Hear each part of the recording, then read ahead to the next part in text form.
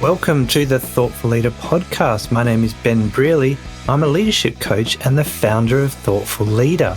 The Thoughtful Leader podcast is all about short, sharp leadership advice because thoughtful leadership is good leadership.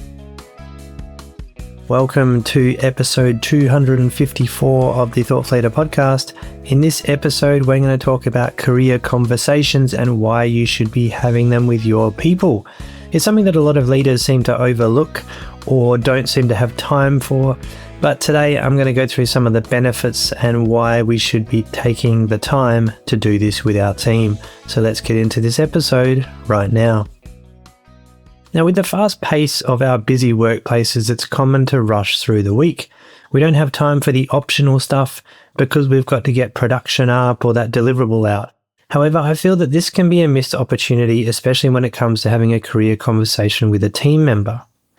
Now, that's not to say we need to do this every day or every week, but we should do it. And in this episode, I'm going to take a look at why this is. But firstly, let's take a look at why leaders don't prioritize career conversations. Now, I realize that not everyone skips the career conversation. Many leaders do see the benefits and engage with them frequently. But when I speak to leaders during training or coaching, I do find that many aren't taking the time to have these career conversations with their people.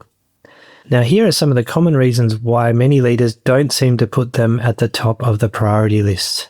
Now, firstly, many leaders don't feel they have time for a career conversation. When the executive team are smashing you with work and yelling about productivity, you can't afford to pause. On top of this, the benefits of the career conversation can seem quite intangible. When we're thinking of the short term, a career conversation might not seem like it's that important. There are other things that take our attention, things like dollars that have an obvious value, for example. Another common reason many leaders tell me about is that team members don't know what they want to do in their careers anyway. And a common thing I also hear is that, well, this person just wants to do the work and go home. They don't have any goals. Now, maybe that's true, but maybe it's not. They might just need some help from you to work out what they might be interested in. And I also see a situation where sometimes the less than amazing performers in the team can be overlooked. So they aren't even very good at their current job, so why bother talking about anything more? Well, there's something a little bit wrong with that statement, and something it's a little hard to put my finger on it. And lastly, I sometimes see an element of fear creeping in. If your high performer leaves your team, you'll really be in trouble. Better not encourage them to think bigger than what they're doing right now. So there's some of the reasons why people sometimes don't prioritize that career conversation. So let's look at it from the other side. The key benefits that you can enjoy when you do choose to have one. The first thing you might find is that it builds greater trust and commitment. A key story that leaders often share with me is about career conversations that their own leaders have initiated in the past. Recently, a training participant shared that a senior manager at a previous company had once sat down with him and helped him to map out his career path. That manager had helped him work out what his career options were and what he might be most interested in for the future. Now, this leader felt a great deal of gratitude towards this senior manager for taking the time to work with him on his career plan. This strengthened the relationship by building trust and increased his commitment to the team itself. Now, after all, the senior manager had spent the time to help him grow. He wanted to repay the favor.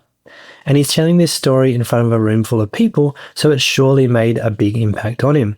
Now, one of the factors that can destroy trust is self-interest.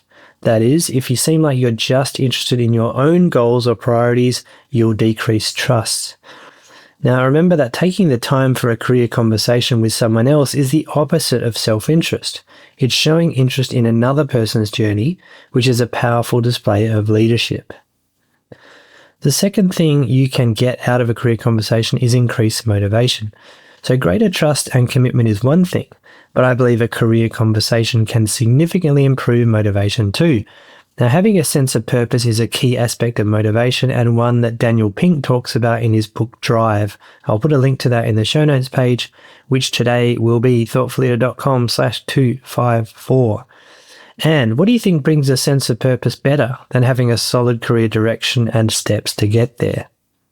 Through a career conversation with a team member, you'll likely discover that there are missing elements which are required before they can take the next step. These missing elements provide the basis for additional training or other development opportunities to increase competency in various areas, and you can then use these as a way to get your team member involved in different work that helps them to improve. Now, this increased variety and skill development can also go a long way toward motivating a team member. Now, even though these conversations are focused on the future, they have motivational potential right now, because you're going to work out a plan for them to get to that enticing future. And there's a related article I'd recommend you check out as well about meaningful work being the number one motivator and how to provide it. You can check that out in the show notes page as well. The third potential benefit that you might find is greater respect from your team. And the reality is a boss is not required to care about the career development of a team member. They don't really have to. So when they do, it tends to encourage feelings of greater respect because you took the time to worry about where they were going instead of just worrying about yourself. It also shows confidence.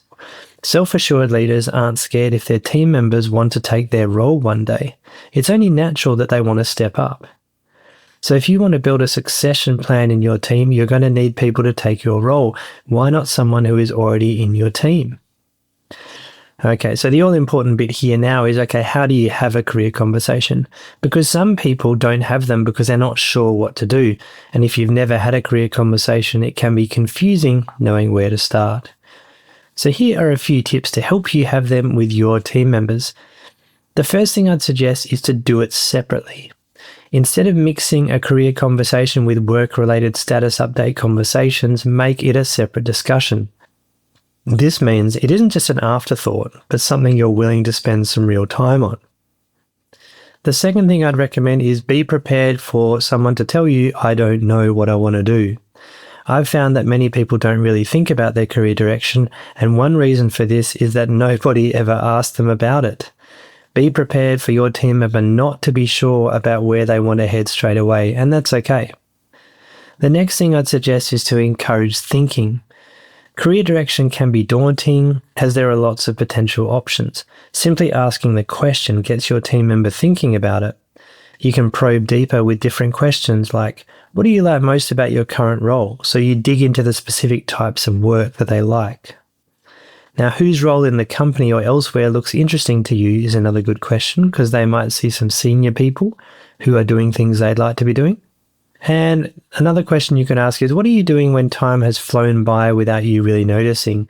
Now, this is alluding to the state called flow, which is basically a state where, time stands still and you don't really know that time is passing because you're so absorbed in the work or the task that you're doing.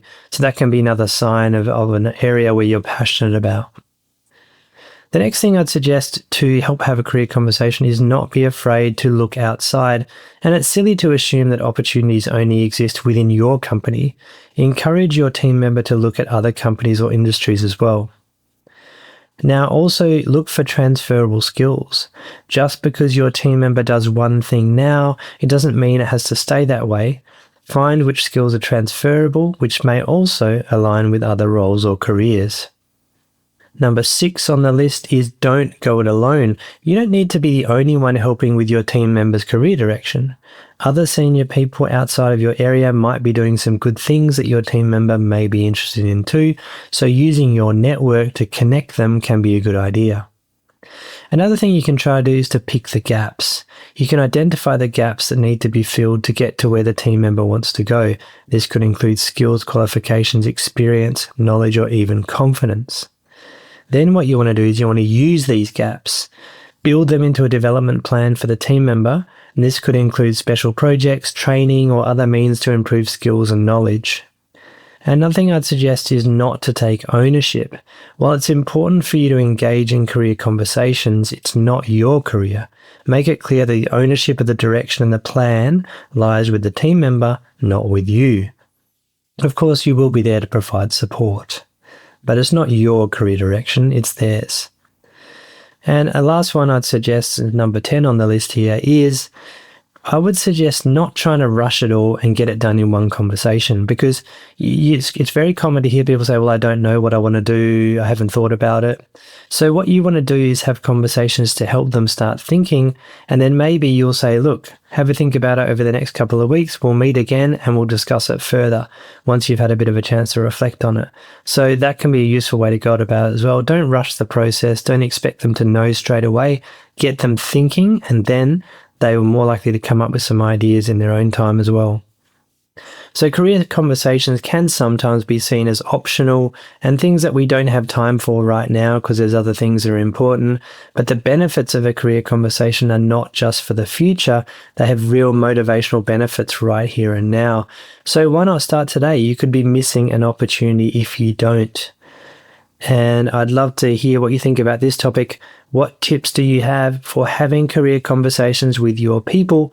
Let me and all the Thoughtful Leaders know in the comments on the show notes page, thoughtfulleader.com/254. All right. Thank you for listening. I really appreciate you taking the time and trying to improve your leadership. On that note, keep up the thoughtful leadership, and I'll be back next time.